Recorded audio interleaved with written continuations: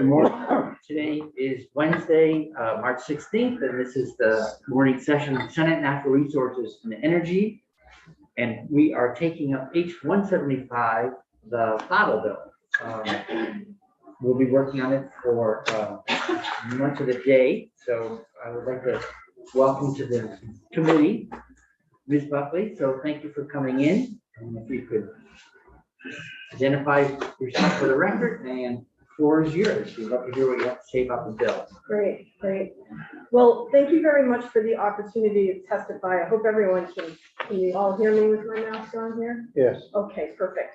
My name is Claire Buckley, and I'm a lobbyist with Leonine Public Affairs in Montpelier. I also serve as the executive director of the Vermont Wholesale Beverage Association, whose members include a number of the beer and wine wholesalers in Vermont, including Baker Distributing with facilities in Rutland and Colchester, Calmont Beverage located in Barrie, the Craft Beer Guild of Vermont located in Colchester, Farrell Distributing Corporation with facilities in Rutland and South Burlington, and the Vermont Wine Merchants located in Burlington. And these are family-owned businesses with 600 plus Vermont employees that make significant investments in warehouses, trucks, their communities, and the brands they represent, including many Vermont beer, wine, and hard cider brands.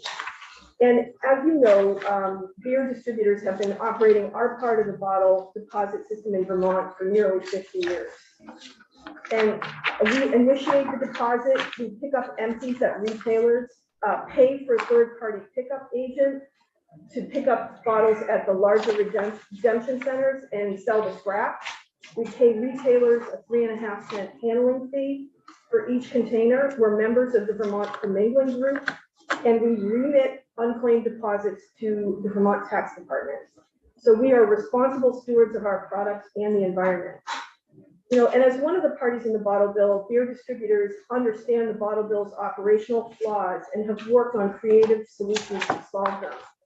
An example is in 2007, we worked with retailers and others and developed the commingling program, which you all enacted into law in 2007.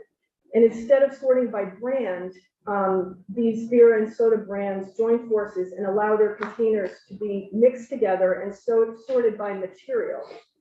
So that would be plastic, glass, or aluminum, and the size. The law significantly reduced the number of sorts at large retailers and redemption centers, and thereby making their operations more efficient and reduced their labor costs. However, over the past 14 years, the number of sorts have crept back up, and there are a lot of brands that do not participate in commingling. And this is difficult for retailers and distributors alike.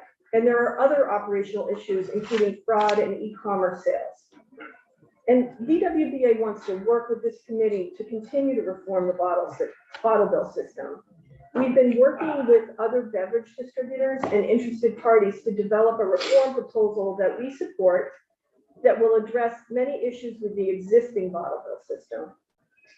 And based on the current order, the way that you did the order of the testimony in the committee, actually that proposal will be submitted to you on Friday to reform the existing system. However, this morning I would like to offer you a proposal related to glass wine bottles in particular, which aren't currently covered by the bottle bill, but are proposed to be included in H-175 bill that you all are taking up today. A quick question on the Yes. Friday proposal, which we're happy to wait for. Is that going to address the issues you were just talking about, fraud, e-commerce, the increased number of sorts, even though we do have a commingling system? Yes, Okay. it will attempt to, I mean, nothing is perfect. Yeah. I think with things like internet sales where stuff is coming in from all over, that's hard to address with any proposal, but yes, that is what it is trying to reform the existing system and make it more efficient. So in any event, as far as the proposal for today so I'd really like to discuss glass and glass wine bottles in particular. Okay. So what VWBA would ask this committee to consider is to including glass wine bottles in an extended producer responsibility system, such as the one that you envisioned in your draft bill that you looked at on January 12th, That's DR 22-0170. That was the draft bill that the working group was putting together. Right now, wine bottles would be in that proposal because they're not in the bottle bill. You may recall that that proposal exempts anything that's in the bottle bill, but wine isn't currently in the bottle bill. So in the alternative or in the interim, until an EPR bill passes, because I understand that might not happen immediately, we would propose that the General Assembly impose a fee on each glass wine bottle sold by a distributor or manufacturer if they're acting as a distributor. And those funds be placed into a fund to invest in Vermont's glass recycling infrastructure. What I really want to convey is that we're not here to just say no, we're here to provide Vermont-specific data that would demonstrate that there are environmental and economic benefits to Vermonters if glass wine bottles are covered by an EPR system rather than the bottle bill. And can you pause for just a moment? Yes. And say what you mean by that to the committee, EPR versus the bottle bill? Because some people call the bottle bill an EPR program. Right. Well, rather than placing a deposit on the bottle and having it being handled by numerous people, you have to count them numerous times as they go through the system. And the bottle bill system, as you know, is, the consumer pays the deposit, then the retailer gets reimbursed. There's a handling fee, which is 3.5 cents or 4 cents. So there's a deposit system, and then the EPR system, and I agree with you that the bottle bill, is a form of EPR, but the form that I'm talking about is the form that's envisioned in your draft bill, which is more that the manufacturers have a stewardship model where rather than putting 5 cents on every single wine bottle, which by the way, we'll have to do by hand, because there's so many thousands and hundreds of thousands of wineries all over the world. But rather than hand stickering wine, we would prefer that we be part of a glass, all glass, not just wine bottles, but also food. It can take care of all the glass, not just a small portion of Vermont's glass. And you pay a fee, and then you're responsible for collecting the materials and recycling the materials, but it's not done through a deposit system. Yeah. And is the concept that the proportion of sales that are attributable to your brand or brands that's your percentage of the obligation to fund the stewardship program? Yes. That's typically how it's done. My understanding, as you know, there's a lot of details that need to be fleshed out in your proposal, in the proposal that's on the table. And certainly the payment and the fees are one of them. And we would be very interested in being party to that conversation. But yes, you would pay based on how much glass you're sending into the state. And you cited a draft number from an earlier bill that we were looking at. Is it not in the bill as introduced? Maybe it's the bill as introduced. I know on January 12th, you looked at a draft bill, and maybe that was yet to be introduced. Sure. And it did end up coming in. It was just that we didn't have a finished bill. Okay. It will be S-236. Okay, and I can look at that, and if for some reason that's not the bill I'm referring to, I'll certainly let you know. Okay. But I didn't realize it got a number, so excuse that. But so really, the rationale, for this in terms of glass is Vermont does an excellent job at recycling glass.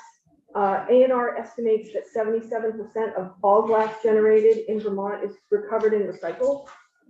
And that's whether the glass comes through a bottle bill or through the curbside stream. And on a national level, US EPA estimates that 40% of food and beverage glass is recycled. And one of the reasons why we have such a high recycle rate is because of our universal recycling law, which bans food and beverage glass from the landfills. And it requires waste haulers to offer residential recycling.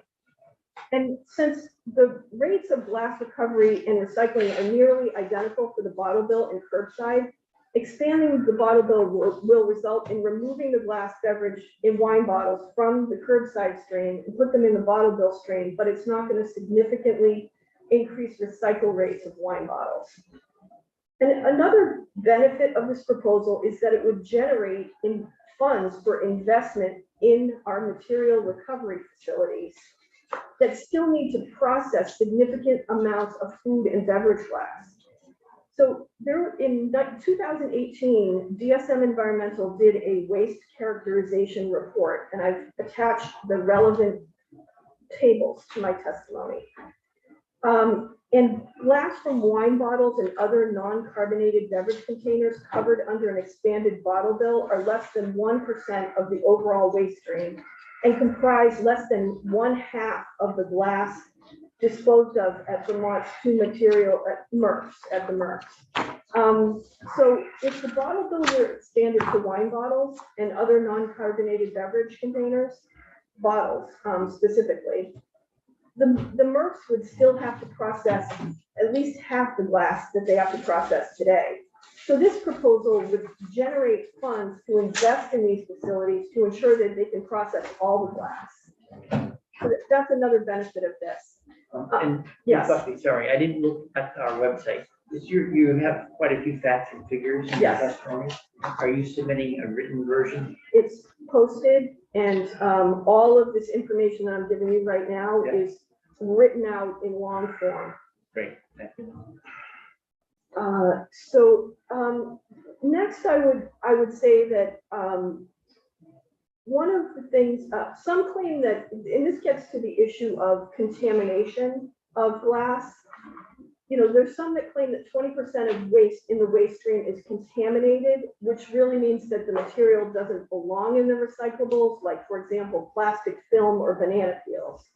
And therefore, the bottle bill materials are preferred over single stream.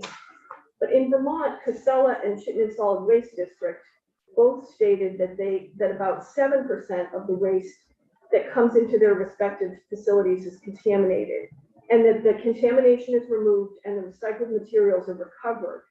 So this proposal will provide additional funds to the MRFs.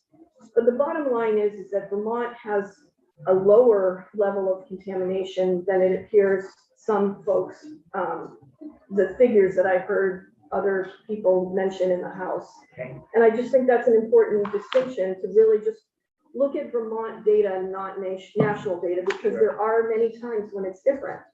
So I just want to make sure I understand the 7%. So out of the total volume of material coming into the MRF, only 7% ends up getting landfilled because it's contaminated and not appropriate to move on to the recycling stream. Well, my understanding, and I think this is from testimony that was given in the House from these entities, but that, and I can confirm this with both of them, but that 7% that comes into the facility is contaminated. It doesn't necessarily mean that they don't work on cleaning some of that. And so your exact question is exactly how much of it is landfilled. I don't know the answer to that. I would have to check with them on that if you'd like me to. Sure. I mean, yes, please. That would be helpful. Now I'm feeling like this conversation requires sort of a chain of custody mentality, that you have to keep chasing each piece all the way along, because otherwise you can get 8 out of 9 steps right, and if you miss the 9th step, you end up in the landfill anyway. We're starting at the bottom step instead of starting at the top step. Okay. My point on this one is that Vermont has a lower level of contamination based on than what some of the national organizations are saying. I would also say that there's a real opportunity here for us to upcycle our municipal glass. And there's no question that bottle-to-bottle recycling is a highest and best use of recycled glass. But there are a lot of non-bottle recycling options that use the MRF glass, which is called processed glass aggregate, or PGA. that generate less greenhouse gases than bottle-to-bottle recycling. And I know this committee is very focused on greenhouse gas generation. 2 regional options to recycle Vermont's PGA that are, relatively new, but very, they're really good options. Is the first one is low embodied carbon building materials like gravel, which is a foam material and it's used in a subbase or insulation in buildings. Gravel is building a new facility in Essex, Vermont, and they expect to be able to use MRF PGA soon. Sorry, can I ask a question on that one? So we've had the owner of Clavel years ago, and it's been, it's always sounded promising, but it's always been on the horizon. And so do you have can you update us on the status of actually building, when a Vermont plant will be operational and what source material? Because I was under the impression that in the beginning, he's been taking PGA from out of state because it was cleaner and met his production specs. Yeah, well, there was an article on August 2nd, 2021, in the Burlington Free Press. I put a link in my testimony to it, which interviewed both of the owners of that facility, which is there now. And I mean, I was unable to talk to them directly, but so I guess I would. You happen to know the name of the owner? I can't remember. I think was it Rob Convoy? Okay. Thank you. Yep. Oh, I didn't need to do that, did I? Now I lost my testimony here, but there it is. And yeah, so, but my understanding is that,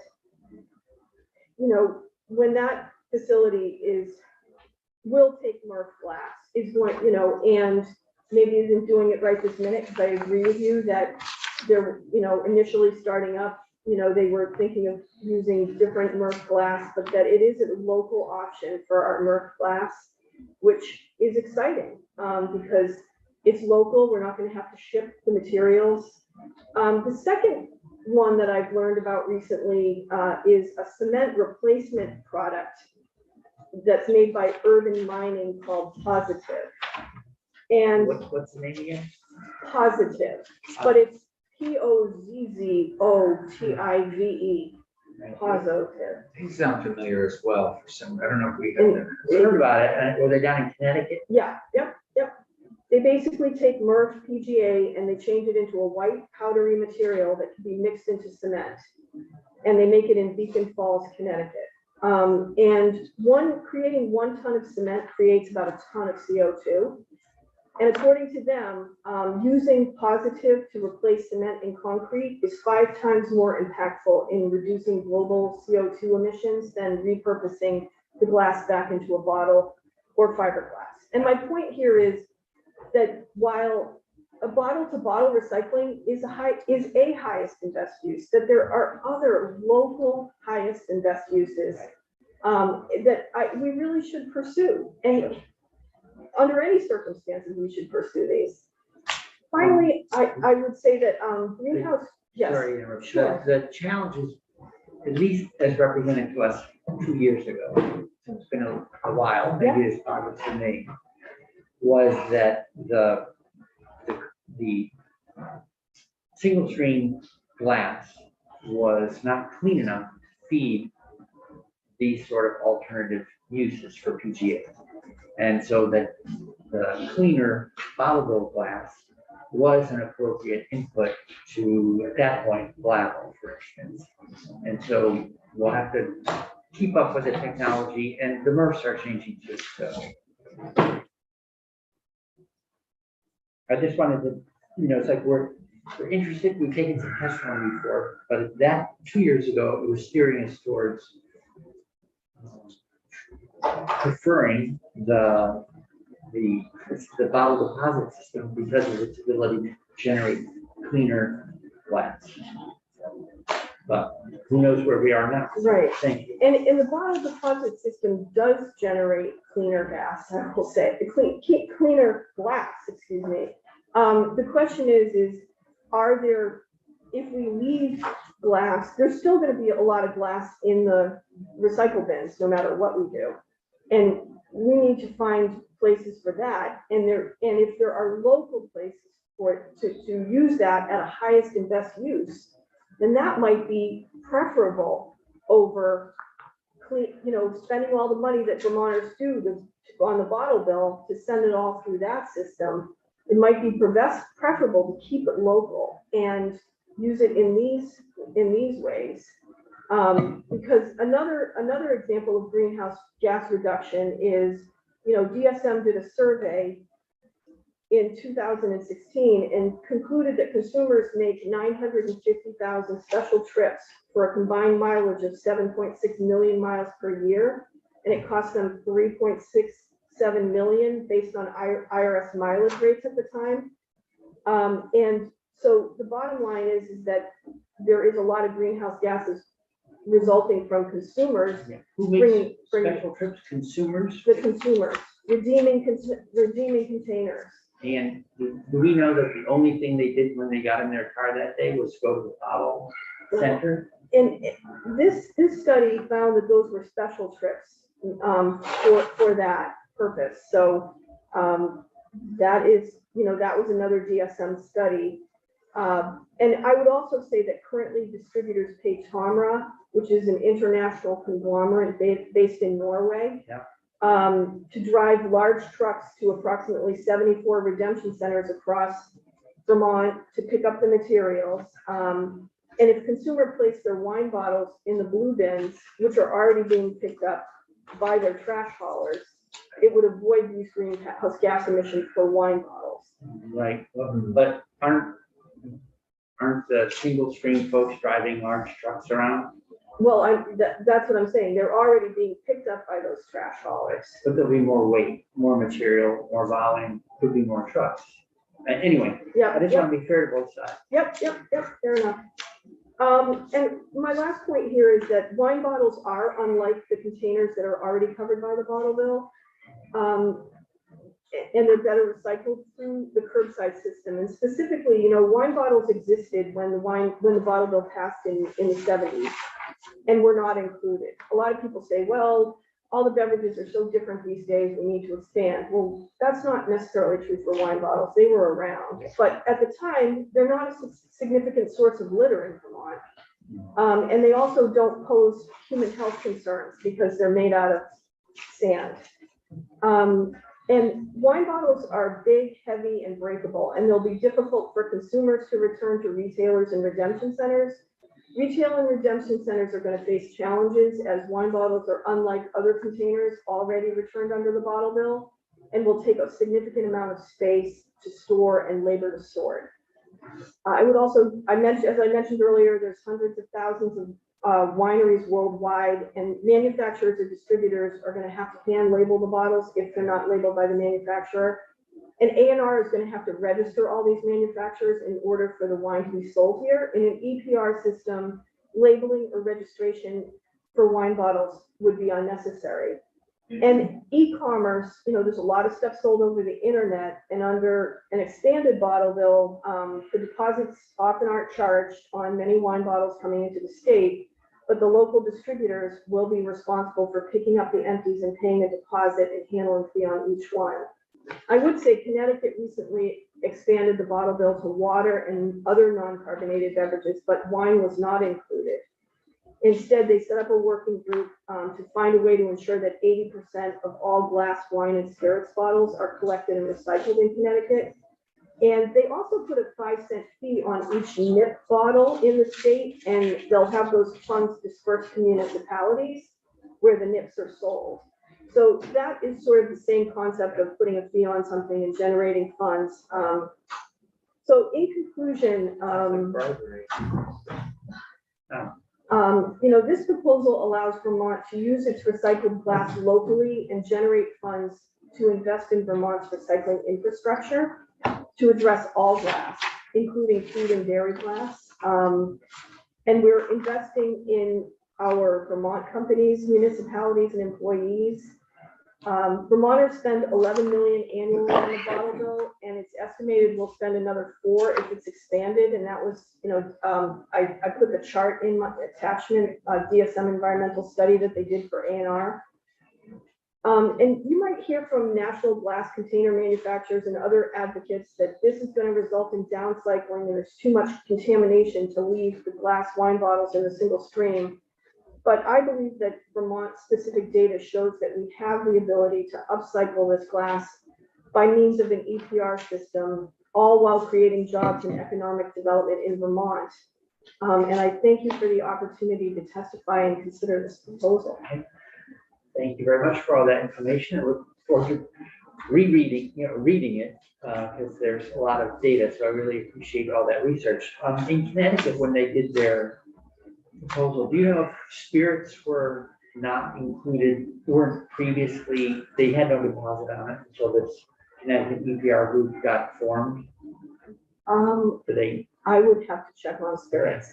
So I have a question about the difficulty of redeeming a wine bottle. It would seem to me like spirit bottles have been redeemed since the beginning, and many of them are pretty heavy as well. And so I don't know why wine would be particularly burdensome for anyone to bring a wine bottle and to bring in spirit bottles. Well, one of the issues with them is what, the commingling group, which the vast majority of containers come through right now in Vermont, because it's the big beer and soda brands. We don't have any bottles that are, that size and that big.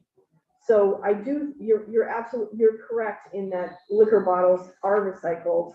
They are obviously done separately. Most of their bottles, because there is no deposit on nips right now in Vermont, the bill proposes that there be one. But so all the bottles that they're taking back are very large, and for DLL takes those back.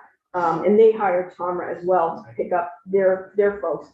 So as far as counting, I don't even know if they count their stuff since they're the only distributor. They probably don't have to count their stuff.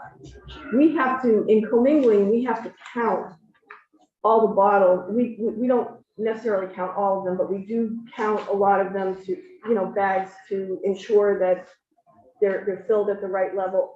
The existing system for everything but spirits does not have glass bottles that are as big as a wine bottle in it now, and our system is absolutely not set up for that. You've mentioned Tomra a couple times, which just make sure I'm remembering who contracted with Tomra to have them be the ones to go redemption center to redemption center to ultimately. So 2 questions: is that a state contract and they won it? Who did the hiring there? Every distributor has their own contract with Tomra. But if a distributor is looking for someone to do pickup, are they the only ones in the business at the moment? Currently, they are the only one, I believe, that's doing third-party pickups in Vermont. It doesn't have to be that way. There's no law that says that. But currently, that's how it's done. In fact, the beer distributors some of them contracted with Tomra prior to commingling ever having commingling. Some of them contracted out the pickup of the big redemption centers. Yeah. And then when we created commingling, that carried on where the individual distributors, it's not the commingling group that contracts with Tomra, it is the individual manufacturer. And that's true, like they pick up other people that aren't in commingling. Tomra will pick up some of their containers too. And there's Vermont-based companies that contract, manufacturers, beer manufacturers, and others that are not in commingling that contract directly with Tomra to pick up their stuff. And they pay 4-cent handling fee instead of a 3.5-cent handling fee. Okay. Thank you very much for all the information. committee questions for Ms. Buckley? It would be interesting to go to visit one of these spots. I mean, I think I should get in my area. I mean, I've been, but I think really jumping in and digging. And then I also, as I mentioned to Ms. Buckley, on the way in, my constituents have received a bunch of, before we start this bill on the Senate side, I didn't realize until last night in Reedsboro and Stamford in my district, my constituents received all these emails, phone calls from this group, Vermonters for Recycling. And I don't know the ins and outs of it, but as I understand, they received these phone calls saying, call their legislator. People like Laura Sibilia, who is in my district, started getting calls saying, don't do this, this is bad. It seemed like this big, weird sort of thing. And it was all connected to leonine. And I don't think of leonine as pulling these kinds of shenanigans, but can you just say something about this guy, Thomas Ahern? Yep. And there was that, because this, just to sort of clear the air, you know, you guys have been on the House side and now you're here. And we Thank you. understand this. Yeah, Yep, so sort of what happened and all that, yeah. Thanks for asking that question. Yes, like many people in the state of Vermont, Leonine Public Affairs, who represents VWBA, got together with some other interested parties and created a group, which is extremely common. I've done it many times before in my 25-year lobbying career. And we created Vermonters for Recycling. Okay. And we hired a gentleman, Tom Ahern, and who works, I should have refreshed I think it's Five Corners in Massachusetts. And we created a Facebook page. Yeah. We did a lot of things that a lot of people do. Okay. And we had some phone calls made, which is also very common. And then I was very upfront with anybody who asked me, anyone who asked me that, that VWBA was involved in that. In fact, when I set it up, when we first set it up, I used our address because why wouldn't I, right? I mean, I'm setting up a corporate, a nonprofit. What's VWBA? VWBA is Vermont. Oh, the Wholesale Vermont. Beverage Okay, Association. okay. And so in any event, there were all kinds of allegations made about, that these were all huge out-of-state people coming in to try to kill the bottle bill, when in fact, it was, as you know, my clients are very Vermont-based. Some of these companies have been here since the end of Prohibition in 1933, family-owned companies. And as a result, we ultimately decided, you know what, it caused too much consternation. And we just decided we can speak for ourselves. We're here in Vermont. Yeah. Let's just, so there was the Facebook thing. misinformation. Well, there are people, and I don't know how much you want to get into this. Well, the only reason I do is, go ahead. Yeah, there are some statewide advocacy organizations that made allegations that I only saw because House members forwarded the emails to me. Okay. That VWBA somehow lied about who was funding this organization. I can tell you these statewide advocacy organizations that were making these allegations, who know me personally, never asked me. I've always been open about what we did, anyone who asked. Okay. So, it But was the misinformation, they didn't put anything out there that wasn't true. That's the part that I just. The one thing I will say is there was an allegation that on the Facebook page, somebody said that VWBA did not pay for this organization or did not fund it. Yeah. And I saw the allegation. I didn't know anything, so I went on the Facebook page, looked for it, saw a comment that could have been misinterpreted that way, said, take that comment down right now, which was done. And then ultimately, just so you know, if you look up Vermonters for Recycling now, there's no Facebook page anymore. We just decided we would speak for ourselves, and it was too much of a distraction. And there was, So so you guys created Vermonters for Recycling? we absolutely did. Okay. Yep. Okay, And anybody who came and asked me about that, Yeah. I told them. And then there was this side thing going on the Facebook page. As soon as I found out, I shut it off. I mean, Yeah, I no, wasn't that's helpful. planning on bringing any of this stuff. No, and I'd rather go directly to you, but Mr. Chair, Claire Mr. Buckley. Chair. Sorry. If I'm listening to something in Schoolio down on the schoolyard about lies and allegations and et cetera. If we don't ask, if we ask witnesses about their misrepresentation of facts and dummy false reports and this, that, and the other thing, we never win. So we're no, I disagree. You know, this is something my constituents received, as we know, phone calls. Those phone calls, in my opinion, were questionable. This is a group that was created. I think it's absolutely appropriate for the Senate to clear the air on these issues to make sure that we are all dealing on the same level and we understand what happened, what didn't happen. I think that's important before we take this next step. This isn't I'm not sitting here accusing. I'm wondering before, you know, if all of a sudden I were to create a Facebook page that says, you know, don't vote for Dick Sears or something. I mean, I think there would be some issues. well, that we might agree to. But no, in all seriousness, if a group is if a lobbying firm is creating something that says Vermonters for recycling, and in some ways it is also pushing whatever that agenda might be, I think we just need to know what exactly is happening. I mean, we could get these emails, these questions. All I'm trying to do is get to the bottom so that I understand and my constituents understand exactly what happened. It's as simple as that. Mr. Chair. Yeah. We've got a witness here.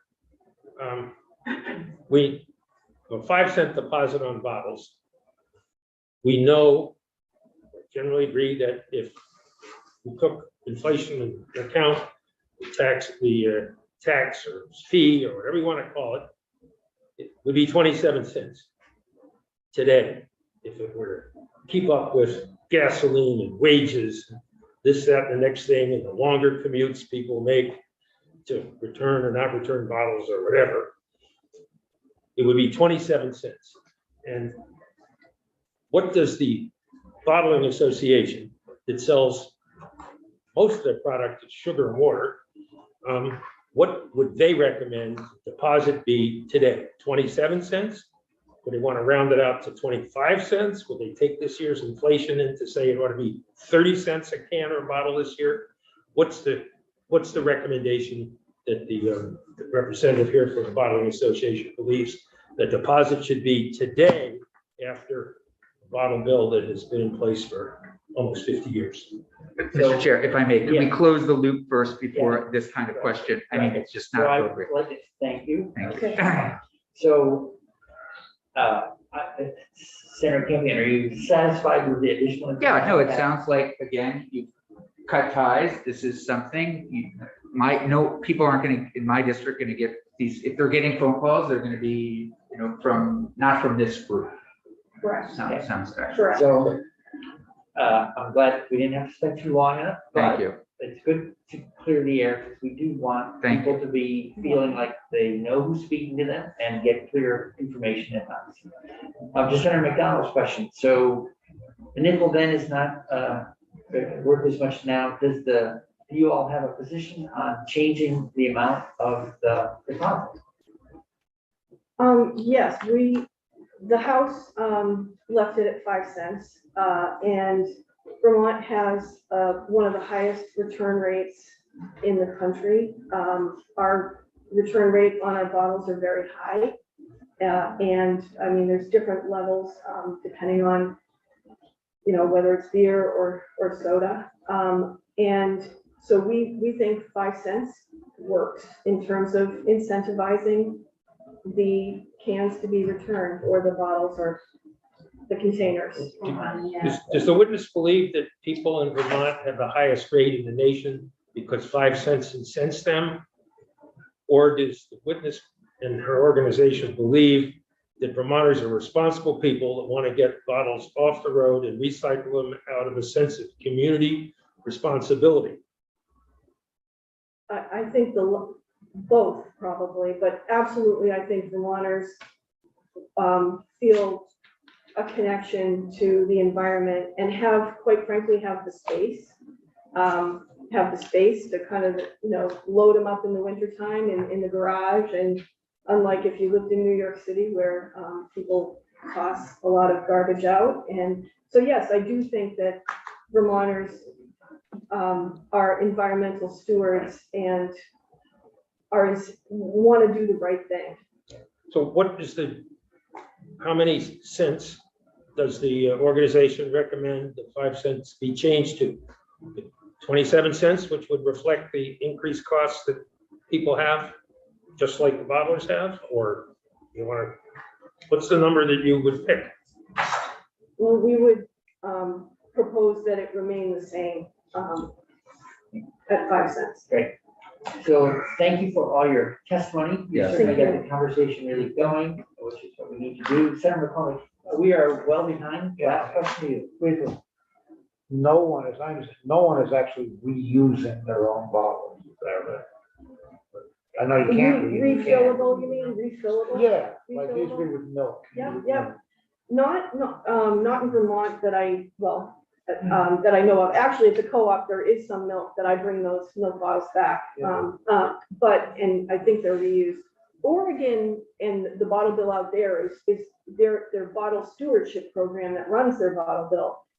It has some experiments that they're doing with refilled bottles.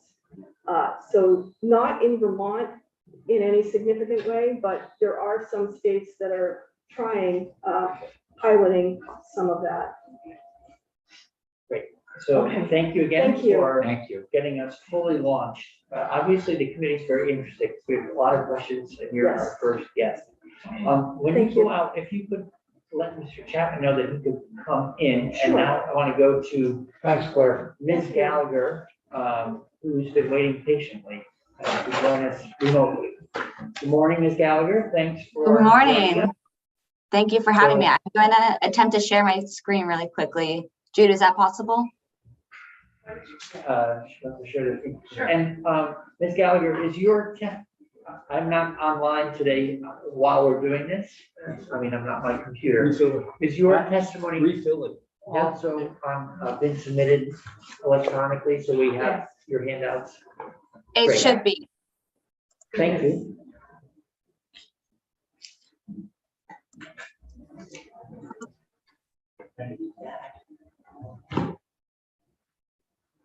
Are you seeing my Yes, we slide? are. Okay, Looks good. Thank Great. you. yes. So good morning, everybody. For the record, my name is Marcie Gallagher. I am the environmental advocate of the Vermont Public Interest Research Group, or VPIRG. VPIRG is Vermont's largest consumer and environmental advocacy organization. We have approximately 50,000 members and supporters across the state. And thank you so much for your invitation to testify this morning in support of H175, or the bottle bill. And I think the members of this committee are already pretty familiar with VPIRG's long history of engagement on policy related to the bottle bill. H175 passed the House last April with 99 votes and proposes to expand the scope, as you've heard, of the program to cover virtually all carbonated and uncarbonated beverages, with a couple narrow exemptions, and also raise the handling fee for non-commingled products. So in addition to the environmental community, 83% of Vermonters polled said they would like to see the bottle bill expanded, as well as 10,000 Vermonters who signed a petition in support of H175. I have it here in this neat little book, and I'm happy to get the committee a physical copy of that. And we also support additional amendments to improve the bill, which would include an automatic increase in deposit if the redemption rate drops for 2 consecutive years, and various adjustments to improve consumer convenience through technology called reverse vending machines that you may or may not be familiar with. And this photo pictured here is some of our canvassers displaying the petition signatures to the pro tem. So the bottle bill has consistently produced recycling rates of 75% or greater for its nearly 50-year existence, actually 50 years officially this year, but it has in fact fallen behind nearly every other state with a deposit program. So we do feel that it is time to modernize it. So the current law covers approximately 46% of beverage containers sold in Vermont each year. So that includes beer, carbonated soft drinks, mineral water, wine coolers, and liquor. But importantly, that means that over half, 54% of beverage containers still are not covered by the program. We can compare that with Maine, for example, whose bottle bill program does cover around 91% of the beverages sold there. And so these beverages like bottled water and Gatorade and iced tea and coffee sold in plastic containers, those were virtually unheard of when Vermont's bottle bill was enacted. And now they make up over half of the beverage market in Vermont, including over 210 million water bottles that are sold each year in the state. And of these 10 states in the US with bottle bills, all of them cover more beverages than Vermont, except for Mass, where a proposal is also advancing through their Senate this year. So as you've heard, last summer, Connecticut successfully modernized its bottle bill by expanding the scope. They actually didn't include water already, but they expanded it to other non-carbonated beverages, and they increased their deposit to 10 cents, added a few more very important provisions that I'll talk about a little bit later. And then beyond the 10 US states that have these deposit programs, around 600 million people in the world live in areas that are covered by bottle bills. That number has doubled in just the last 5 years. And I want to stress that beverage redemption programs are getting more and more popular around the world, especially as governments try to grapple with the growing problem of plastic waste, which is, I know, what this committee does as well. So the bottle bill does both improve and increases the amount of recycling that's happening. Modernizing the bottle bill by our estimates would result in over 200 million additional containers being recycled. And these materials are much cleaner and of a higher financial value than materials that are recycled through curbside and single stream. And therefore, these products can be sold for more and turned into new bottles, new food grade materials, and not downcycled into products that are either difficult or impossible to ever recycle again. So an example of this is that Casella had written last year that its PET plastic was sent to markets to be made into t-shirts and other fibers. Chittenden Solid Waste testified to House Natural Resources last year that their PET plastic is turned into flooring. The majority of bottle bill PET, on the other hand, is remade into new plastic bottles. And expanding the bottle bill just means that more of these containers, particularly plastic containers, are going to be used and remade into new containers again. That's what most people think of when they see the chasing arrows recycling symbol. That's what's known as circular recycling. So another, yeah. Quick question. Are you going to, at some point, I don't want to interrupt you, other than to ask this question, if you're going to get to it later on, are you going to address the economics of bringing these materials like PET out of the single stream system and into the bottle bill? Yeah, a little bit. Not PET specifically, but the markets for commodities I will be touching on. Thank you. Yeah. So glass has been discussed already extensively this morning. I'm going to talk about it a little bit more. So glass manufacturing is a pretty carbon intensive process, and most of the emissions associated with glass is released from melting down raw materials to create new glass products. There is also natural gas that's used in heating it up. But when the raw materials are placed with recycled glass or cullet, no carbon dioxide is actually released in that process. And the melting process itself requires less energy, so the entire process is more efficient. Bottle bill glass from Vermont is sent to a facility in New York nearby, where most of it is made into new bottles. And then those bottles allow manufacturers who are actually currently facing a shortage of glass for beer and wine bottles actually to make new products out of those recycled materials. And as Reagan Bissonette, the executive director of the Northeast Resource Recovery Association, said, there is plenty of MRF glass out there, but not all glass processors want MRF glass.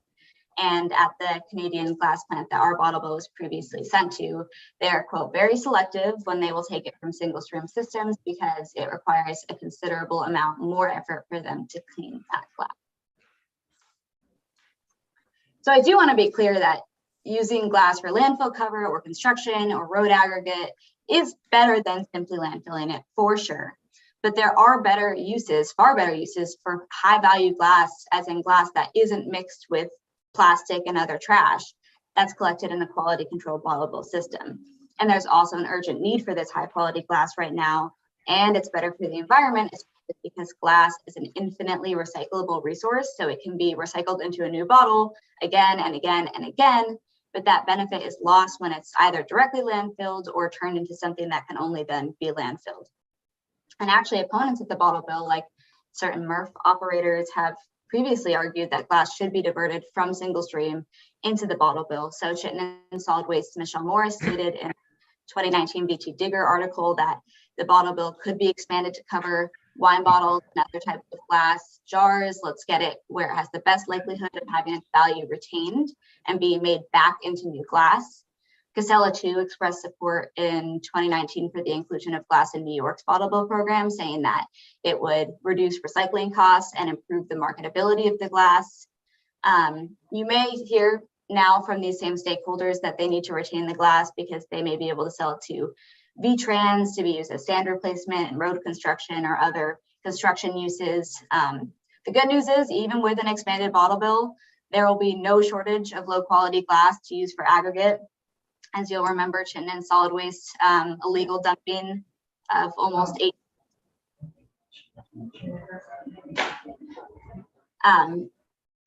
the dumping of almost 18,000 tons of glass between 2013 and 2018. And according to the most recent information we've received, Chittenden Solid Waste pays $85 a ton to crush and handle glass, $300,000 a year to transport it, and then they pay $5 a ton to get rid of it, where it's then used for construction, and it is still being stockpiled today. Casella also recently reported using its glass for, quote, beneficial use and aggregate mix. So the data shows that Vermont actually doesn't really have a good track record of recycling glass, and our glass is consistently stockpiled and downcycled today, the last 10 years. Meanwhile, only 10 bottleable states are providing that high quality, not mixed with trash, recycled glass, that pure glass that is remade into bottles reliably, and we need to protect and expand that resource. So recycling old bottles into new bottles makes logical sense, and it's also a crucial step in ensuring the success of another environmental program that you may have heard of recently. It's called Recycled Content Standards. So California, Washington, and New Jersey have all passed laws that require beverage manufacturers to include increasing amounts of recycled content in their plastic bottles. Beverage manufacturers like Coke and Pepsi have also pledged to meet their own recycled content goals. But industry experts are all pretty much on the same page that manufacturers are not going to be able to meet either their voluntary or the state mandatory goals for recycled content in plastic containers without the high quality and consistent flow of the material that's supplied by bottle bills. So we've really seen industry shifting because of this. And so this past fall, and I think you'll hear from some of these folks in your committee, but the Can Manufacturers Institute, the Glass Packaging Institute, and the National Association for PET Container Resources, those are the industries that are responsible for actually recycling this material. They published a joint statement that makes clear that they all see deposits as the best way to successfully raise each of their recycling rates and increase recycled content. And Ms. Gallagher, Yep. Would VPERG support a post-consumer waste provision in this bill? We support a post-consumer waste in general. I think there have been certain issues raised in recent months, specifically about the toxicity of plastics that may have been recycled through single stream and whether that's safe for consumers to use when it's recycled through recycled content. I think it needs to be really carefully crafted to make sure that there are no unintended consequences like that. And for that reason, we wouldn't support it being attached to H-175, but instead working on it as a separate bill or as attached to a bigger EPR for packaging policy next year or in the coming years. Okay, thank you. So industry shifts, one of the most shocking ones have come from the American Beverage Association, which, as you may know, has been a long time opponent of the bottle bill, as well as Keep America Beautiful, which is an anti-litter organization that was formed by the beverage industry decades ago with the intention of shifting focus off of their pollution. Both of them now state that they're open to discussing and even supporting deposit systems. And Keep America Beautiful actually released a report last year that showed that states without container deposits have about twice as much beverage container litter as bottle states.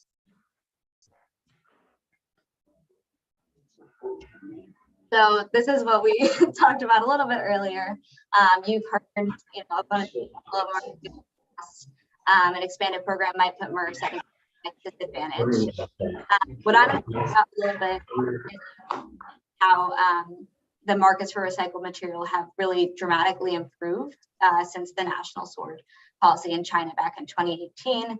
I have a couple bullets here to demonstrate that. So first of all, the price for recycled fibers like paper and cardboard, which made up about 78% of the recyclables by ton at Chittenden Solid Waste back in 2019. Those materials have recently hit their highest prices since before China's national sword, so in at least 4 years.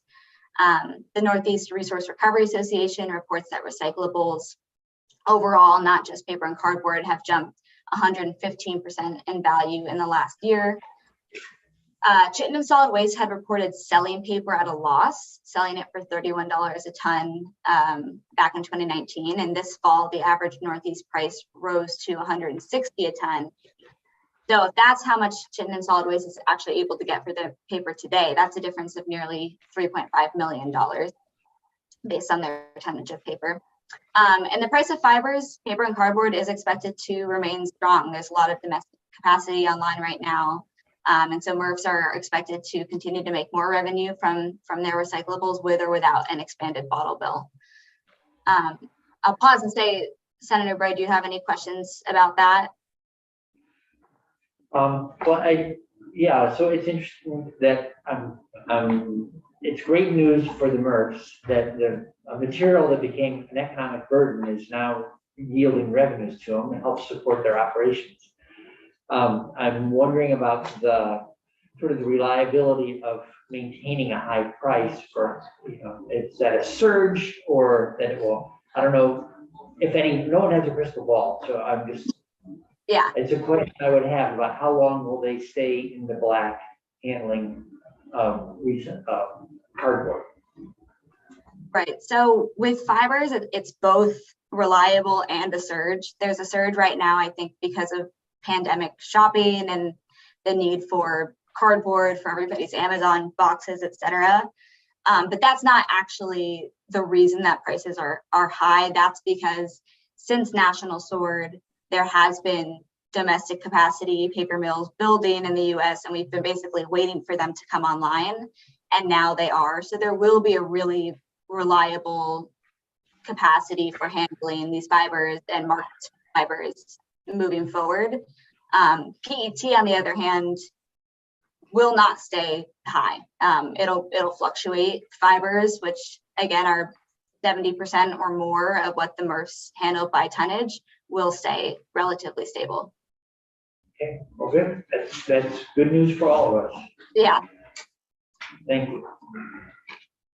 So following these market trends is important. And that's ultimately because recycling is a business and not an environmental movement. And of course, that's not to say that there aren't environmental benefits to recycling. Of course there are, but when there are these shifts in the recycling markets, recycling businesses like MRFs will react to preserve their bottom line, even if the consequences are environmentally detrimental. And again, that's what we saw with the dumping of the equivalent of 33 wine bottles by Chittenden Solid Waste. The recycling industry does depend on a steady flow of single-use products to profit and survive. And this is particularly true of Casella, who just finished what they called, quote, arguably the best year in the company's history, where they estimated almost $1 billion in revenue for 2022. And a lot of that comes from increased trash going to their landfills, not primarily from recycling or composting.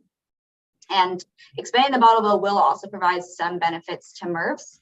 Primarily broken glass is a contaminant in other material bales like plastic bottles and household papers. A little shards of glass get mixed in there. And that contamination of glass does lower the value of each ton collected. And it also compromises the function and lifespan of the processing equipment because of increased wear and tear. Okay. So on the cost of the bottle bill, the expansion will not pose any additional cost to consumers, and that's because it is a form, one of the earliest forms of what's called extended producer responsibility, or EPR, which I think this committee has heard a bit about. So the deposits are returned to the consumers once the containers are redeemed, and other costs are borne by the producers. And that's actually unlike curbside recycling, where costs are paid by consumers either directly or through taxes. And so extending the deposit to non-carbonated beverages will shift costs appropriately from taxpayers onto beverage producers. And I do want to pause here and say that expanding the bottle bill in terms of costs will actually provide a really crucial benefit to the businesses that rely on this longstanding program, which is redemption centers. And our bottle bills always relied on the prosperity of our state's redemption centers. The vast majority of them actually say this update will support their businesses. So last year, we reached roughly half of the state's 70 certified redemption centers in Vermont by phone to ask them whether they support H175 and how they think the change would impact their business. And 80% of those redemption centers were supportive of this change. They signed a joint letter that was sent to the full House of Reps. I did submit that letter with my written testimony. So I think that should be. So I have a quick question on the costs are borne by producers on the bottlable side. So I'm curious, I just like to look at that more carefully. So the nickel deposit's a wash, right? I mean, it just cycles, but the handling costs don't they become part of the price of the product that the consumer's purchasing? So I'm not sure why you're calling it a producer cost only. It would seem like maybe the producer loses some margin, but it would seem as though in the end that roughly nickel, 4 cents, gets baked into the price of the product that's purchased. Maybe the pricing, I know that soft drinks, for instance, have unusual pricing. So maybe you can explain it. It doesn't make complete sense to me yet. Right. I think that if we had a national bottle bill, that would certainly be true, that we would all be paying that extra 4 or 5 cents or whatever the handling fee was in that model. The reason I say it's entirely borne by producers right now is just that, especially for the big distributors, it may be different for Vermont specific brands, but for Coca-Cola, for example, the way their pricing works, they're not going to specifically charge an extra 3.5 cents for each Coke can sold in Vermont. Vermont is such a small portion of their sales on the East Coast, and just from what we've heard in the past, it doesn't actually get added to the cost of the beverage we're buying here. That might be a cop-out because, of course, we want there to be bottle bills in all the states on the East Coast. So one day, hopefully, that will be passed down because everyone has a bottle bill. But for right now, at least for those big beverage distributors, we do not expect that cost is passed down. That may not be true for all distributors. Okay, thank you.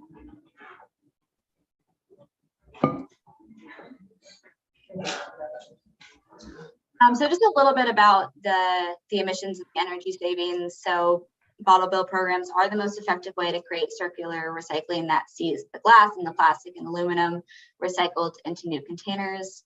Making new beverage containers from recycled content requires significantly less energy and also fewer fossil fuels than using virgin materials. And so this is stats just specifically on the energy use, but as you'll see, aluminum uses 95% less energy when recycled, and significant energy savings for plastic and glass as well.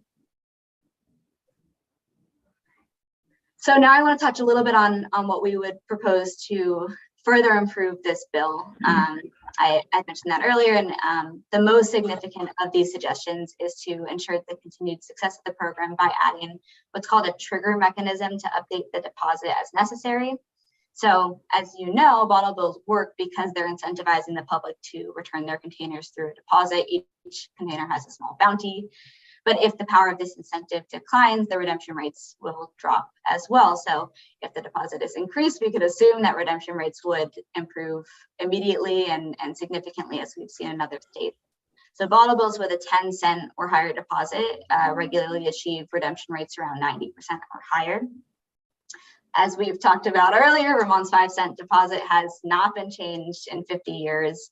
If that deposit had risen with inflation, I have a little bit different math, but I have that it would be more than 30 cents today. And as it was introduced in the House, H175 did include the increase in deposit to 10 cents, but as Vermont's redemption rate is already so high, about 77%, with the 5-cent deposits, the lawmakers in the House did decide an immediate increase in deposit wasn't necessary. But it is a potential unfortunate and unintended consequence that if with the increase in scope, the redemption rate could fall far below that. So we want to make sure that we're safeguarding against that. So Oregon used what was called the trigger mechanism approach in 2011 when lawmakers set an 80% redemption rate threshold. So after 2 consecutive years that the redemption rate dropped below 80%, Oregon automatically increased its deposit value from a nickel to a dime. And then in 3 years, the redemption rate shot from 64% to 86%. We think that a trigger redemption rate of about 70% would serve as a reasonable check on preventing Vermont's deposit program from declining continually. And so we'd recommend that the committee add language into the bill that would increase the deposit to 10 cents if our redemption rate dropped below 70% for 2 consecutive years. There should also be a 2-year grace period before the redemption rate is monitored in respect to triggering an increased deposit, because the redemption rate will almost certainly drop in the first year or 2, just as public education catches up with the change in law and folks are getting used to redeeming their water bottles and Gatorade. I did also submit some potential draft language for all of these amendments to do. So the next 3 are small kind of consumer convenience things. So one is a size limit, because certain containers can't fit into reverse vending machines, which we think will probably be handling an increasing number of containers with expansion. So we recommend a size limit for container redemption, as Connecticut and Oregon have recently done. That limit would be 2.5 liter maximum for non-carbonated and 3 liter maximum for carbonated. It's a difference just because of the shape of certain juice containers in particular. So this eliminates these kind of problematic containers, but it still adds 99% of containers in the eligible beverage category. So we're not losing a ton of material from this change. The second would be product registration. So this is essentially when a beverage distributor doesn't include a barcode on their container and they don't share any of the container details with the reverse vending machine system operators, then a consumer who is trying to redeem that in their reverse vending machine can't get their deposit money back, and the retailers, the redemption centers, aren't paid their handling fee. So it's just a loophole in the current law where certain beverage manufacturers can free ride, and so we would recommend universal product registration, as Connecticut did last year. And then lastly, as the committee likely knows, all retailers are required to repay deposits on their deposit containers, but in reality, some stores are either not advertising these services or they're not able to redeem at all. So to remedy this, Vermont should adopt what Connecticut and New York have done, which is to require chain stores over a certain square footage to provide convenient access to reverse vending machines. So that would cover stores like CVS, Walmart, and Walgreens, which unfortunately some are not providing redemption services right now.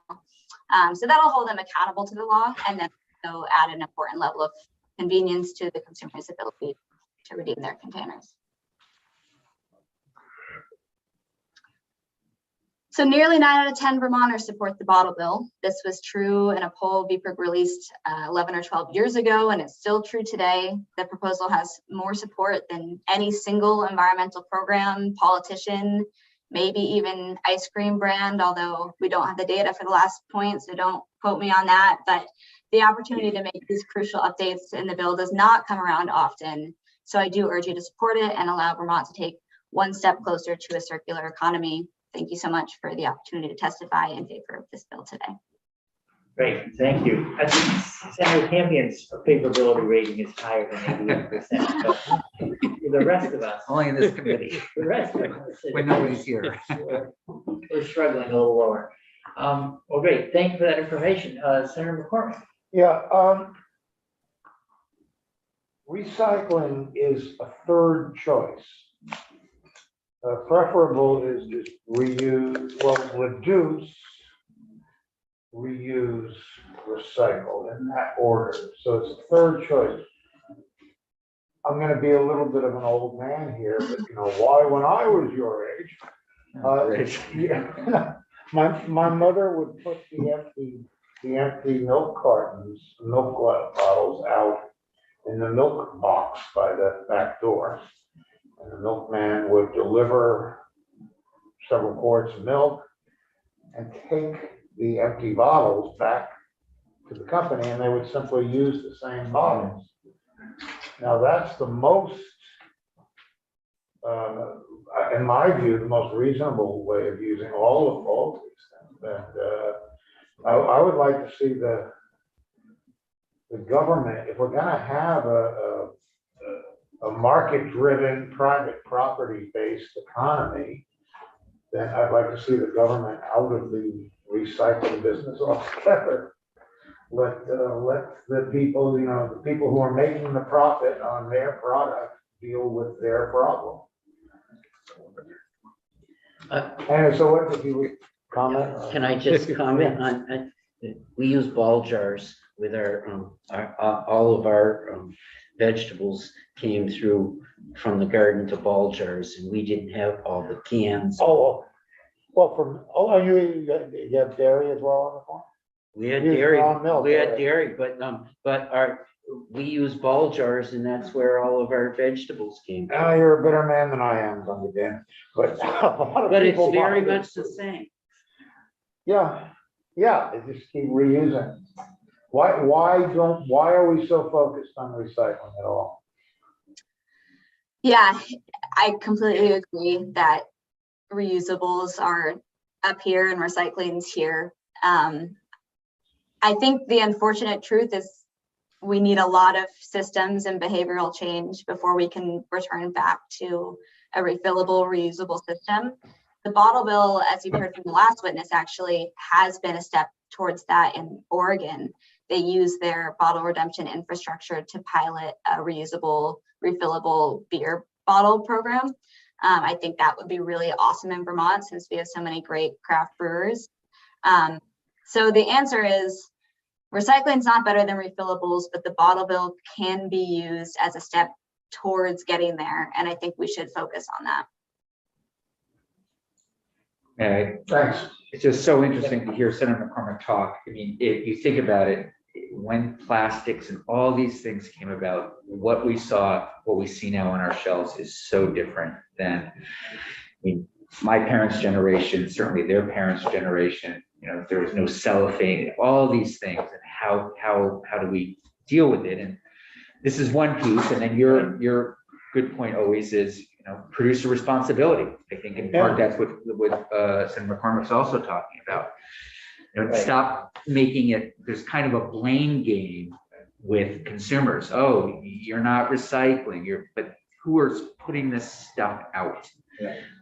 That's the problem. So I think you're right. If you go back to the root of the problem, you can, it's the most efficient way, as opposed to letting the material disperse and then having to recontrol it, as opposed to, you know, it's an EPR, which I hoped we were going to be able to work on this session, was just out of our grasp in terms of it's complex enough, and we had other bills that were ahead of it in the line. So next year we'll be back on EPR for sure.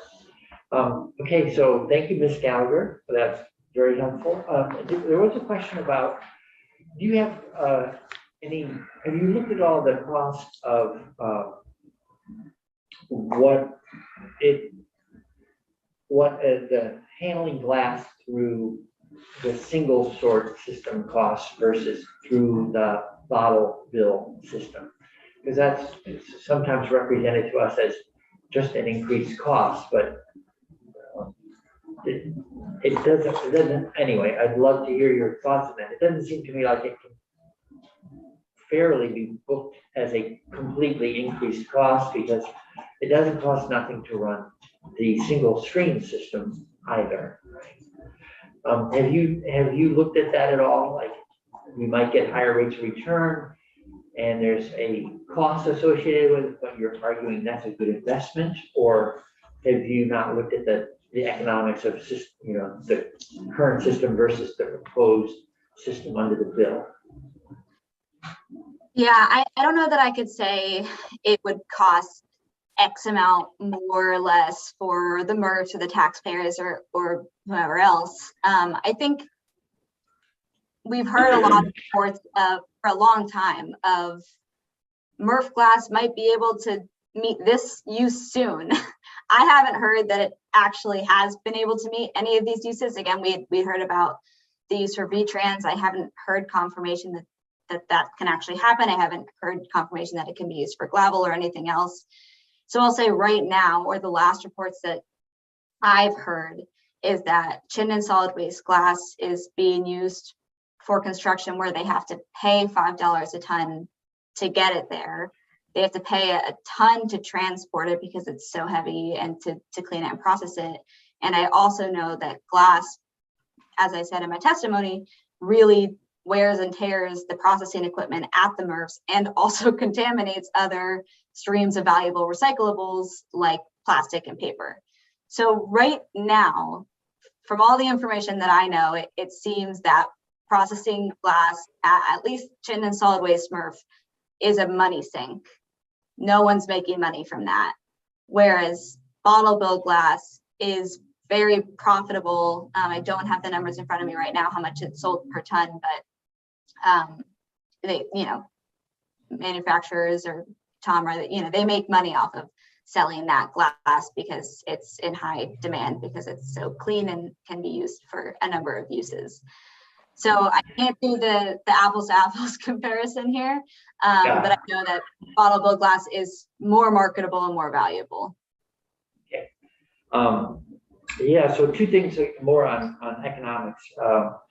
One is the handling fee, which has not been adjusted. It was 2 cents in the very beginning. It's up to 3.5 versus 4, but it too has fallen a long way behind the cost of inflation.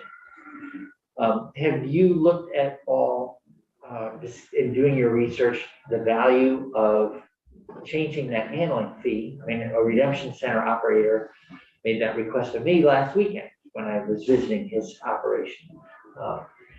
Do you look at that at all? And do you have any kind of position on it one way or the other?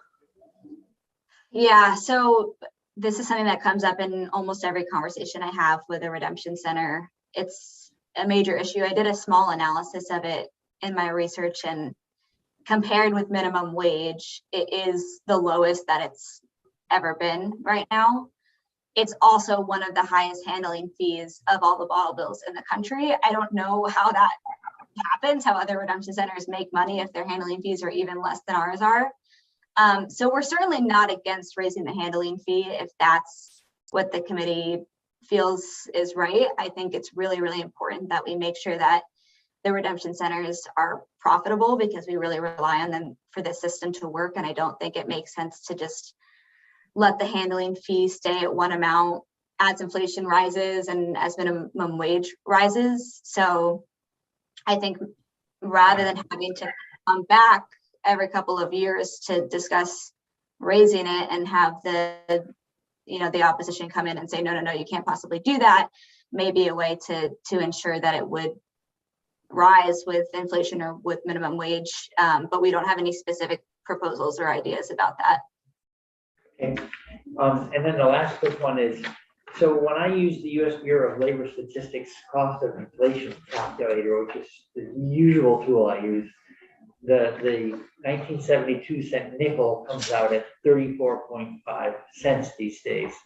So I keep, maybe you could check. I would love us all to, I've heard numbers as low as 27, which I have actually never heard in the last 5 years, but I think 2 or 3 years ago when we first looked at it, it was 32 cents. So 34.5 is where the federal data is. If you could check, I would love us all to get on the same page on the number because it's easier for everyone. So I'm not saying this is right, but maybe you could check as well. Happy to do that. Thank you. Any final committee questions from Ms. Gallagher? Okay. Seeing none. Thank you very much for your help today, and I look forward to printing out those materials so I can study them as well. Great. They'll- I can't wait to put There'll be a quiz. There'll be a quiz on Friday. All right, okay, thank you. With that, Mr. Chapman.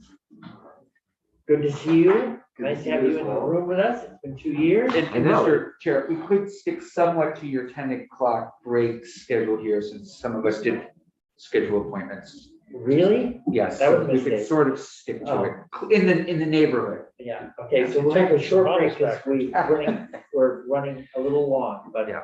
an abbreviated break. Is I think all we're gonna get to today. All right, so do you want me to go before the break? Is that the, No, let's jump right in. all right, let's.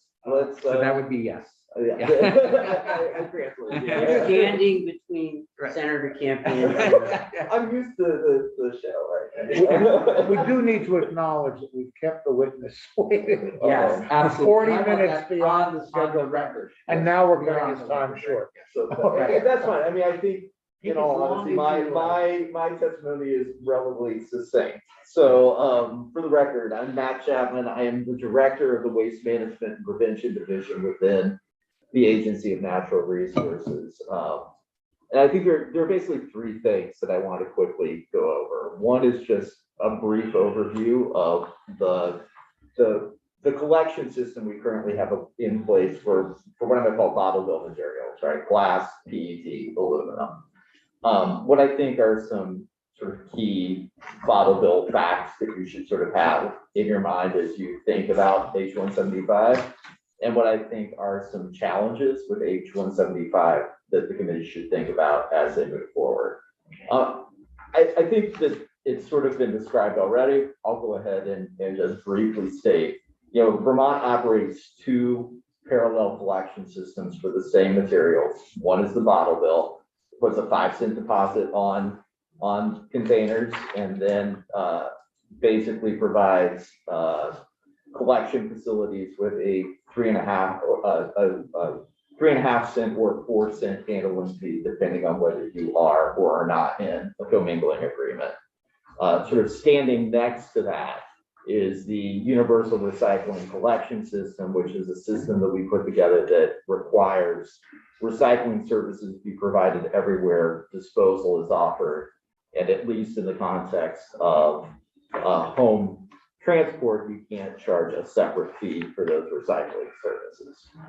Some sort of like broad facts on the existing system and things that I think are important to know, and it's already been noted that both the universal recycling law and the bottle bill achieve roughly the same collection rates in the context of how much bottle bill material they collect in the system.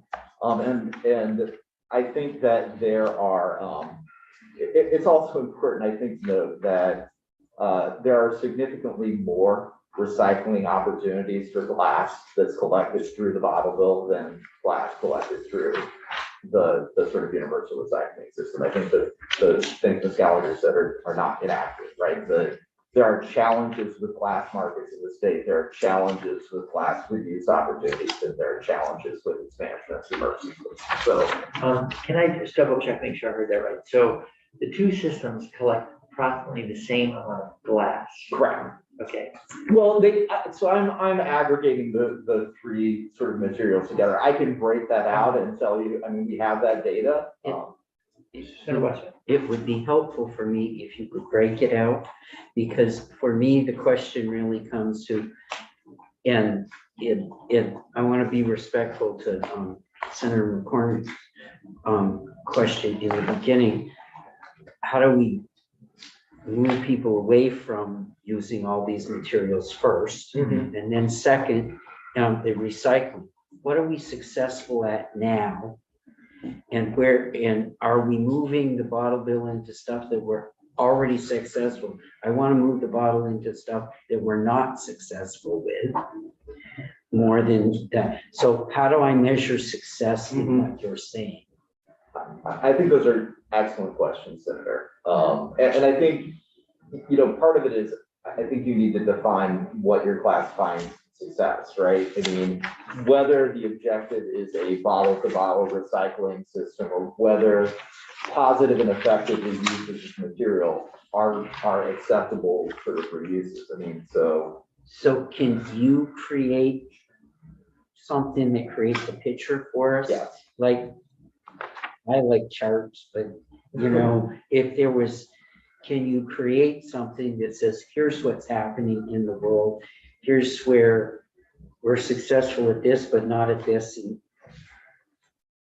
That would help. But we talked yesterday about, I think the committee really does need this is what's happening now. This is what we're trying to do. And I know the Chair is working to get some folks in to sort of explain that before we vote. No, for me, the question is, No, how but do I seriously, get, I first would like people to wash their bottles and reuse them. Yeah. I second Yeah. would, if that's not gonna happen, how do I get the material reused? Yeah. And how do I, in this effort, move all of that ahead Yeah. first? Sure, and I think the comments have been raised and it's accurate. The conversation that we're focusing on right now is the recycling system. It is not either the waste prevention efforts that we undertake, nor is it the sort of opportunity to reduce things. And we've had some internal I mean, obviously we work on waste prevention all the time through both outreach education and trying to help people understand. There are really limited opportunities for reuse, and I can get into, and I can talk with some of my colleagues over at the Department of Health on some of the challenges, because some of the challenges are disinfection and other things as far as the transmission of pathogens and other issues with reusable containers. It becomes less if you say hypothetically take your kombucha or your beer bottle back to refill than you're personally refilling it yourself. So so those are some of the, I think, issues out there. I'm happy if the committee's interested to come back with additional information on all of that. So again, just I think the other sort of last little point is that today within the bottle bill system, there are approximately somewhere in the range of 60 to 62 million containers that are not redeemed through the bottle bill system. And one of the things that I will come back with is, you know, I think you need to look at the system collectively, right? I mean, you can't, well, I guess I would advocate that you look at them collectively. I know that I personally don't take my beer cans back to recycle or to the redemption system. I use the recycling system, right? And I think that their Vermonters, depending upon their preferences, take different directions with that. So, in the 60 to 62 roughly, what's happening? Because they're going to MRFs, they're getting ground up. we have a very, Just clarify, that number's Vermont. that is Vermont. There are Vermont. approximately 210 containers floating in the system. About 60 to 62 million of them are not coming through the redemption process. So, And do they end up mostly as process glass aggregate or? well, so again, these are containers, right? So PET, glass, and all three. I mean, and I'll actually just jump to it. One of the challenges we have with the bottle bill as the Agency of Natural Resources is we do not have sort of great reporting on the materials in the bottle bill. I mean, so you've heard about TOMRA. TOMRA voluntarily gives us some reporting, but it's not as robust as some of the reporting we get from waste haulers and facilities that do recycling. So from our perspective, it would be fantastic to expand the level of reporting in the context of H-175 to ensure that the agency and the public are getting better information on what types of materials are getting collected, where those materials are going, and improving our data collection for the bottle bill system. Yeah, if you would bring language to the committee. I would be more than happy to. I think the other sort of important point I don't think that has been mentioned is that an expansion of the bottle bill, it's not a sort of plug and play operation. The cans that are going to be in the expanded bottle bill don't have the sort of centralized distribution network that soda and beer have, which means that the registration process is going to be more complicated and administratively burdensome. It means I think there are going to be significantly more administrative costs on the agency to find these container types and ensure that they are in the system, paying their deposits and being appropriately handled. So I think that's one of the things. Right now, the agency, basically, we have a roughly speaking, $25,000 oversight amount of money dedicated to the bottle bill, which is again roughly one portion of one FTE. If we look at Maine, who expanded their bottle bill, they have 2 FTEs working on bottle bill related issue, and we think that's probably the minimum of what you would need to have an expanded bottle bill program. So there's no registration fee per SKU or something? No. Have you thought about requesting such a, I mean, all right, we'll think about, I mean, it would seem as though if there's a cost to the system, you'd want to just acknowledge the cost and find a way to support it, but not just ask you to pull it out of your general fund dollars to support another position, take on an obligation that you didn't have before. Serve account. Just there are other states that have other states undertaken this task. So is there the benefits of some mass plagiarism to take place in decision making? I have reached out to my colleagues from those other jurisdictions to ask the approaches they take so I could plagiarize from them. So we're not investing in inventing something new. We're going to copy what's gone on elsewhere that has with some modifications. I think so. I mean, I think the lists of the types of beverages there will be some similarities between those different jurisdictions. I think, we're an entrepreneurial people in Vermont, and if the expectation is that, when Senator Campion bottles his switchel, that he needs to put it into a deposit system. That's what he calls it?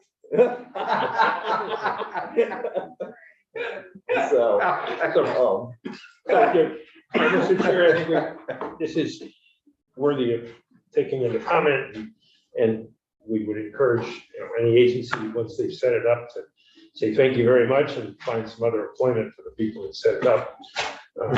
But as a fraction of the current cost of collecting, disposing, and of these materials, whether they're on the side of the road or somewhere else or in landfills, the administration is likely to pale for setting it up compared to the amount of dollars invested in our current system. Perhaps witness can comment on that. There's a lot of dollars invested in our current system. I guess our current system is broader in its scope than simply disposal, right? There's a lot of time and effort invested into diversion of a lot of things that aren't covered by the law, right? Fibers and so forth. So, those are all things. And I think the waste prevention and reuse efforts are also part of the agency's commission. But yes, Senator, I mean. So I hope we will continue to focus on the materials that the bottle bill will cover and seek advice on that. And I guess the sort of last little, I guess the last broad concept is the importance of the increase in the handling fee for uncommingled bottles. And I think, again, I think Ms. Buckley said it, there was a commingling agreement that came about when there several years ago that encouraged beverage distributors to allow for fewer sorts at redemption centers. And that has unraveled through the years, and we're now up, I was talking to staff yesterday, around 100 sorts at redemption centers again, which for a small space limited redemption center in a rural area, that is incredibly space limiting. That number's likely to go up in the context of an expanded bottle bill. So creating incentives through the bill to ensure that people are working together to come up with commingling agreements so we can reduce the number of sorts and reduce the burdens on prevention centers is key. I think that maybe the very last time we were in this committee with us, we had literally this exact conversation, and we sent a bill to the House that changed the requirements for how big a pool you had to be to qualify for a new commingling group. And we changed the differential between commingled and non-commingled. But it ran aground COVID. They didn't take it up. Senator Weston? I worry about that a lot. You know, I've got your map of certified redemption centers. In my county, there are 2. And I have one mom and pop store in Cambridge that doesn't, but in the rest of my county, there are 2. And, you know, when I was a kid, and I'm going to go back to the old days, like on Senator McCormick, every mom and pop store took in bottles. And now you have to travel a long ways to get rid of your bottles, which I think concerns me a great deal. A lot of people would just throw it in the recycling instead of do that, or worse yet, throw it in the trash. So that worries me. And you know, when I can drive from Morrisville to Essex, it would only go, and I only have one mom and pop store in that distance that will take a bottle. That worries. Where did you say from? Morrisville to Essex? You know, the recycling centers, if you drive on 15 and then 2, there's only a recycling redemption center in Morrisville in that whole distance. Now, there is a couple of places where I think there are mom and pop stores, but I think in larger areas, it's not such a big deal, but out in rural Vermont, to me, that's a big deal. And I think it gets right at how much do they get? You know, how much commingling can go on, because in a mom and pop store, you can't have a big space, but I would hate to see us lose any places. I see what you mean, shutting down, they just can't do it kind of thing. Yeah. Mr. Chair, my Senate district has 1 supermarket, no new car dealers, no new farm machinery dealers. And we manage. Oh, this is interesting. I know an individual who collects bottles and collects them on the side of the road. And when my cans get to be more than 4 green plastic bags, they get a call. And when I come home, they come into my house and take in the 4 bags of redeemable cans, and they're gone. And those people are happier than clams, and so am I. People adjust, and I guess we have not as many bottles and cans on the side of the road as some of the major metropolitan areas that are full of bottle redemption centers that don't take this sort of soft drink, this sort of sports drink, that sort of sports drink, and they are cluttered. So people adjust. Do we know what our cousins to the north do on these kinds of things? They do, it's very different. I mean, like, It's a very different system. well, I mean, they have, again, I think it depends province to province. And each take a different approach. Many of them have both bottle bill and EPR for packaging and printed material, right? So that I guess I would say that those 2 concepts are not mutually exclusive, but you need to be thoughtful. I think it makes your job in trying to craft both things so that they work harmoniously a little more, it's a little more difficult, but not. It certainly works in those conversations. So, one last question from me, and that is, so how does, genuine question, how does A&R conceive of their role in this? Because for some people, it's competition between two different systems. I don't know if that makes you a referee, or if it's that you're sort of like systems managers and you're just looking for the most elegant and efficient solution to the equation, you know? So how do you see your role in helping us think about this too? Sure, I mean, I think our job is try to maximize the amount of material that is recovered and recycled and maximize the amount of material going to the landfill, right? Like that is, and we're slightly agnostic as to the system that it gets collected through. I mean, I think there are clearly cost implications to both of those systems. But to some degree, our goal and objective is to basically conserve landfill capacity, maximize the amount of materials being recycled. Any last good questions for Mr. Chapman today? How's your knee? Oh, and he's good. And then I've learned not to run up mountains, say in the spring. I left my car at a trailhead in New Hampshire.